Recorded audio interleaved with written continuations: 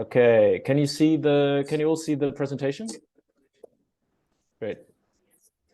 Right, start the timer.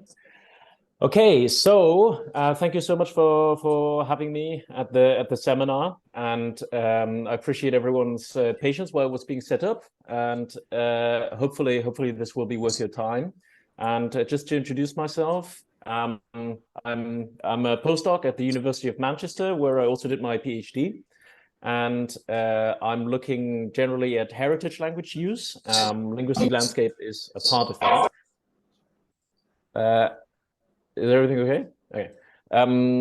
And I'm now, during my PhD, I was looking at heritage language use in different contexts, religious, but also commercial contexts. And that's where the linguistic landscape element came in.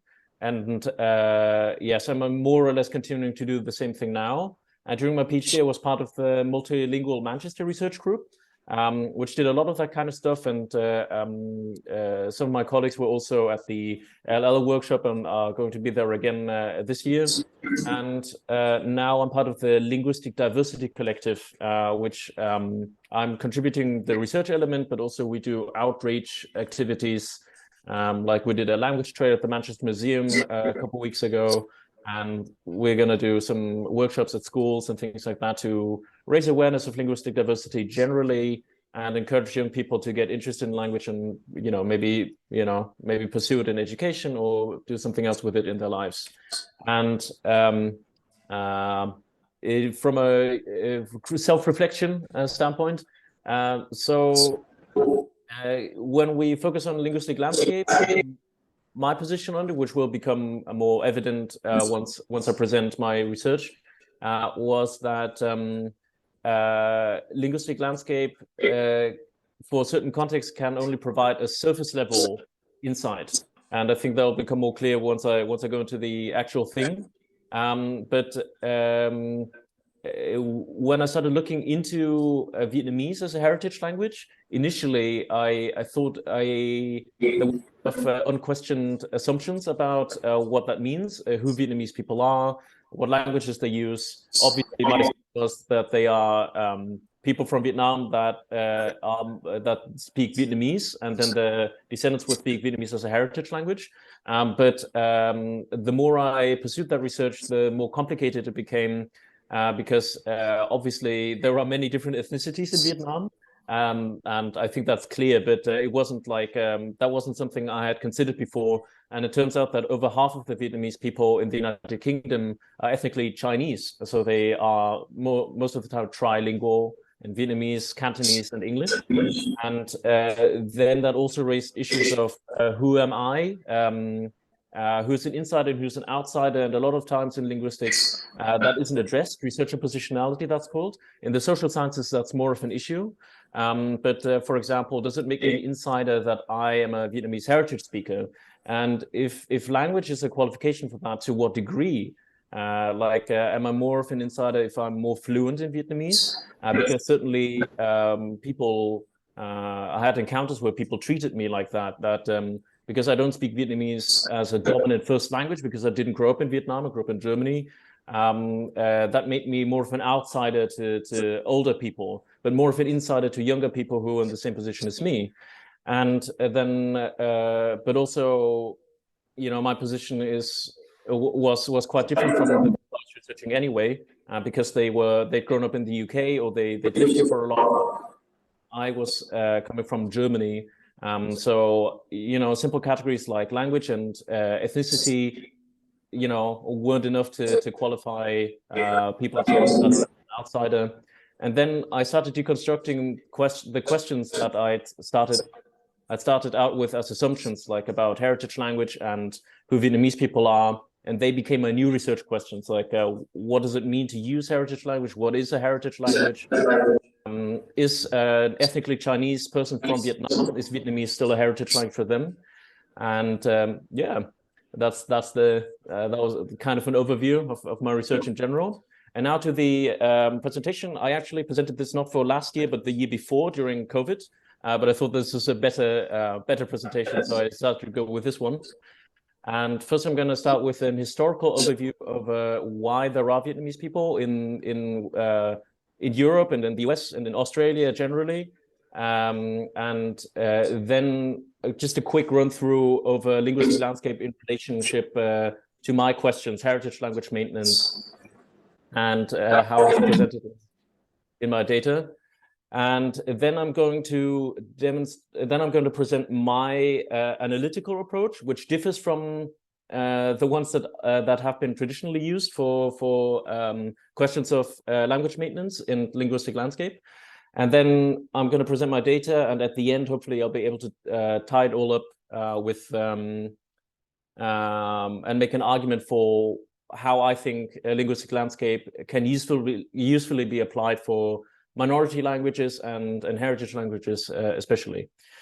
All right, so just quickly, the Vietnamese diaspora, so the overseas Vietnamese population can be broadly classified as the result of three waves. Obviously, they overlap and stuff, but the first wave doesn't really concern the UK at all. That's more relevant for the US and Australia. But in 1975, the Second Indochina War ended, and the losing side, the South Vietnamese people, the government elite and military and people like that, they all left at once, and they mostly went to the United States, Australia, other belligerent countries, Canada, but the UK didn't get involved at all. The much bigger wave and much more known wave are the so-called boat people. That term is a little bit controversial now. But that's why I'm from Germany, right? Like there were many hundreds of thousands of people who left on boats, hence the name, and that led to what was perceived at the time as a crisis in Southeast Asia. And because of that, the UK agreed to receive 10,000 refugees. But they only wanted them from Hong Kong, like from the Hong Kong refugee camp, because Hong Kong at the time was a British colony still, hadn't been handed over yet. And that is also one of the reasons why so many Vietnamese refugees in the UK are ethnically Chinese. And the reason a lot of ethnic Chinese people left was because the Third Indochina War had started, and that was between Vietnam, China, and Cambodia. And there was a lot of ethnic cleansing, so ethnic Chinese people who lived in Vietnam for many generations were forced to leave, and that's why that also plays into it. And since the 1990s up until today, because of political changes in Vietnam, there's been more regular and irregular migration ever since from Vietnam to the UK. Right. Okay. So now finally to linguistic landscape. Simply speaking, I'm going to make a couple of simplifications throughout when providing an overview of previous research, but in some of the traditional studies of linguistic landscape in relation to language vitality, there was kind of linguistic landscape was kind of discovered as a way to say, well, if there's signage in this language in that area, that implies that someone that can read it, right? And that also implies that someone that can write it. So in the best case, the linguistic landscape itself is already evidence of vitality of a language. And at the least, it indicates that there might be sites, these might be areas where you can do further investigation of people speaking the language. So either it's already a data point that shows that language A is spoken in this area, or it can be like a start. They might. All right, the recording has restarted. They might want to use written forms of that language to say, hey, this is me, this is part of my identity, and I'm going to put it in front of my house or my shop, even though I can't actually speak it or only a few words. And that's, that's a legitimate, obviously, a very legitimate use of language. However, that, again, muddies the waters with if you assume that written language means spoken language. So you can't really assume that the linguistic landscape indicates language vitality, right? Because it can be symbolic or it can be commodified, right? And the approach I'm taking, and this is going to be extremely abstract, but I promise you it will become clearer once I show the data, is a scale analysis. All right, and now, bear with me here. Or in case you're scale analysis experts, I apologize for simplifications.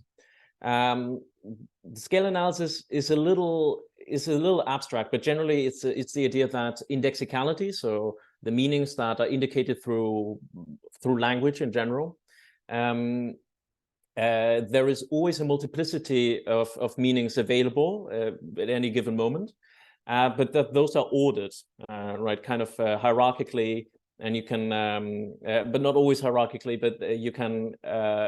There are many layers of meaning that a person can select between in interpreting language and in using language, but those are not random. Those are ordered. And that's why they're called orders of indexicality by Silverstein. And that's been then applied to multilingualism, in particular by Blomert, Collins, and Schlembrook, where they were saying how different spaces order the meanings associated with languages differently. And then that was further operationalized by Blomert by himself. And that's found widespread usage in different fields of sociolinguistics. And what that means with the scales applied to languages is that one in their application is one end of the order of indexicality is more central, more desirable, and the other is more peripheral. However, the reason it's called scales is that at different scale levels, what is more central and what's more peripheral, so what's good and bad, differs. So to take their example, if you go to the Netherlands in a neighborhood with a lot of migrants, on a global level, if you're talking about something global, if you're there for a business transaction, you're with a bank or something, or if you're there as an academic to give a talk, then English outweighs Dutch, right? Because English has more capital worldwide. It can be used in more contexts. English is more central than Dutch, which is spoken by a smaller number of people and is less useful from a capitalist viewpoint. However, on a national scale, a lot of the bureaucracy and most of the people, they use Dutch as a first language. So Dutch is more central than any immigrant languages, for example, Turkish. So if you use Turkish in official context, for example, if you're at the city council or something like that, that is less desirable than being able to use or than using Dutch. That was the point about spatial norms. The norms shift. However, if you're then in a Turkish tea shop, so on a local level, on a concrete personal level, scale level, Turkish becomes more central than English or Dutch, because you can demonstrate that you're part of the inside, that you have shared experiences, shared knowledge with the people, with the Turkish people in that shop, right? So their point was, yes, there are many different. There are these rankings of languages, but depending on what scale level you're interacting on, those norms shift. And that's all within the same space. So you can have a scale shift within the same conversation. When you're talking about something academic, you might get out your English vocabulary in order to score points, right? But then when it becomes about when the conversation turns towards solidarity, if you throw in a couple of Turkish words, suddenly that elevates your status in the conversation and the interaction. All right, I think I hope. Okay, I think it'll become even more clear once I present some data. So I was comparing Vietnamese landscape, so written forms of Vietnamese, but also Vietnamese imagery between three different types of establishments. One was the most present one, British, non-ethnically Vietnamese places that sell Vietnamese food, because Vietnamese food now is quite trendy compared to when I was a child. Then businesses run by second-generation Vietnamese people, so people who grew up in Manchester in the UK, but that are ethnically Vietnamese, whose parents were from Vietnam or grandparents. And then first-generation establishments, so people who immigrated to the UK in the 80s or 90s, and have started restaurants or other businesses in Manchester. Right. So I apologize for the low resolution images. I don't know what happened. I think it's something to do with how I pulled it over to the PowerPoint. But there's a restaurant chain in the UK called Pho Cafe, it used to be called. And they actually tried to trademark it, but pho is a Vietnamese dish, so they didn't manage to. You can see there in their imagery, like with the furniture, for example, they are trying to evoke like a rugged street look, right? Like with the wood and the chairs. And they also have the condiments that you would find in a restaurant in Vietnam on every table. And they try to make everything look like street, and that's also what it says, like for Vietnamese street food. And then when you look at the menu, this has a lot of standard Vietnamese usage. So Vietnamese uses a European script for various historical reasons. However, they have diacritics to indicate tones. It's a tonal language, and then also to indicate certain vowel distinctions. Pho, even though the owners are just white British people who went on holiday in Vietnam and they were inspired to start this chain, they actually use a lot of standard Vietnamese. They probably hired someone to do that. If we compare it then to these two places that are run by second generation Vietnamese people, first you can see already from the name Viet Shack. The first word is Vietnamese, Yek. That means the language and the people. But shack is an English word. You can see, you can tell immediately because of the CK as well. That's not in Vietnamese orthography. And but they put the tonal marker on it. So they are using a Vietnamese element, but they're combining it with what's clearly an English word. And then if you look at the menu, it's actually really hard to see, but they have hardly any tonal markers, any diacritics on there. And also they have a reference to their mothers, right? It says menu, as our mums would call it. And it's supposed to be a joke about Vietnamese accents in English. And similarly, this is a different place, Nam MCR. MCR means Manchester. On the website, the first reference and on the menus is to the mothers as well. They're saying like traditional recipes from our mums, but in a cool way, like modernized. And again, they have a little bit more. They use diacritics a little bit more than the previous place, but not very extensively. They have mostly English names on their menus, and also this is non-standard Vietnamese here. In standard Vietnamese, this would be a rising tone. So it's less standard Vietnamese usage than at the British place. And what I'm arguing is that if you look at scales, right, and both of those places are trying, both of these types of places are trying to be authentic. And but what authenticity means is something different for them. And I'm using scale analysis for that because their scale of authenticity then orders the meanings of the signifiers, so of the use of Vietnamese imagery and the use of Vietnamese linguistic elements.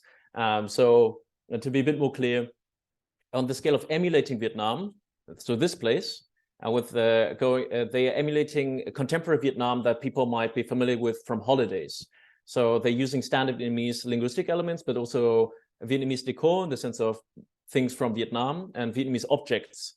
And what on that scale would be inauthentic is non-standard Vietnamese, so misspellings or translanguaging, so combinations of Vietnamese and English, for example, and references to British pop culture or any other cultures, right? Because that would be inauthentic on the scale of emulating Vietnam, the contemporary country that most of the clientele might be familiar with. But on the scale level of hybrid identity, these people, they're trying to emphasize we are from Manchester, we're British born. There's a lot of pop culture references, lots of puns that combine English and Vietnamese. And so what would be considered inauthentic for emulating Vietnam is more authentic, is considered authentic for those people who are trying to project this hybridity. So non-standard Vietnamese translanguaging using English and Vietnamese and references to British pop culture are authentic. So I hope you see what I'm saying. So with the scale analysis, you can see how there's not one kind of authenticity, but you look at what people are trying to go for, and that then determines the interpretation of sometimes the same elements. All right. Okay. Finally, with to turn to the first generation Vietnamese places, immediately you can see one difference. It looks from the outside and from the inside like most other Vietnamese places, a little less like polished, of course, than the large British chain. They use a lot of Vietnamese diacritics, but the first thing that should probably jump out is that they use Chinese. And this is also the case here. There's a barbershop next door to that place. And that also has, I mean, the English is most present, the largest font and stuff. But there is Chinese before there is Vietnamese. That's even more, that stands out even more. And if you only take the surface level approach, like, well, written Vietnamese means Vietnamese people, Vietnamese speakers, then you might be confused by this. Well, does that mean that they are Chinese speakers? But I did ethnographic research. This is like the linguistic landscape was only incidental to that. And the people who own this place, that's a woman from Vietnam, a refugee, former refugee, but she is ethnically Chinese. And the store manager is British born, but also ethnically Chinese. He speaks Cantonese with his family. However, it's a Vietnamese restaurant. So she's from Vietnam. She sells Vietnamese dishes and Vietnamese items. And even the store owner, even though he's British, has learned some Vietnamese because most of the customers are Vietnamese. And here, this barber, interestingly, when he was still in the refugee camp in Hong Kong, his uncle was already in Manchester, told him he has to learn Cantonese before coming to England, because in the first years, most of the labor market opportunities of Vietnamese refugees were with the more established British Chinese community. All right, and what is my point in this? Wrapping it up, 1 minute, 2 minutes left. I'm arguing that rather than going from the written language and then trying to extrapolate onto the spoken language and what the linguistic vitality is, you have to, in these cases, you have to go the other way around. You start with who are the people who are designing the linguistic landscape? First generation immigrants, second generation, or nothing to do with the ethnic group. And you look at what shared knowledge do they have? What linguistic resources do they have available? And the shared knowledge for the first generation is these migration histories that go through Hong Kong, but then also, you know, the complication of like ethnic minorities, things like that. Pragmatism for immigrants, you know, we need to have English on there to have English-speaking customers, but also Chinese, maybe for Chinese customers. The second generation has other questions in mind. They grew up in the UK and they were trying to fit in, but, you know, aren't perhaps quite accepted. So those are completely different issues than the first generation. So they're thinking about local identity. We're from Manchester. They're trying to emphasize that. National identity. They're trying to be more British. So they're using lots of British pop culture references. But then also they're trying to say, well, our heritage is Vietnamese. And how do we do that? And that's why there's all these references to the mothers and stuff, and why they have started a Vietnamese restaurant in the first place. And then the knowledge that non-Vietnamese British people have is Vietnam right now. It's a very different place it's a completely different place from where the immigrants came from. That country technically doesn't exist anymore.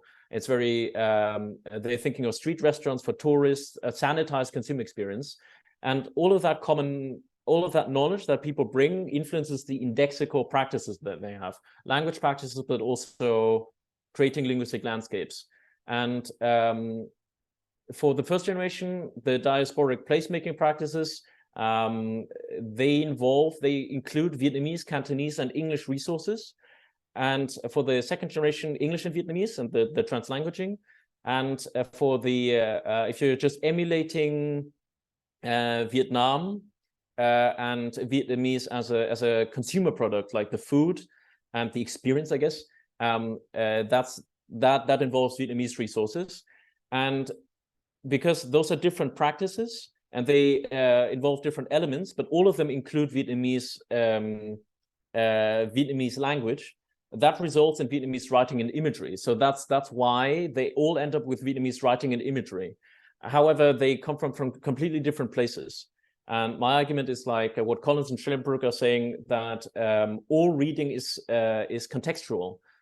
So you need to know it's influenced by the context of who created the signage, but also of who's reading it. Right. I don't think I was able to wrap that up quite well, but I'm conscious of the time. And if you want to read a longer version of that, that's out in Linguistic Landscape and the journal. And yeah, I think that's all my time. And yeah, thanks for listening. And hope you have some questions.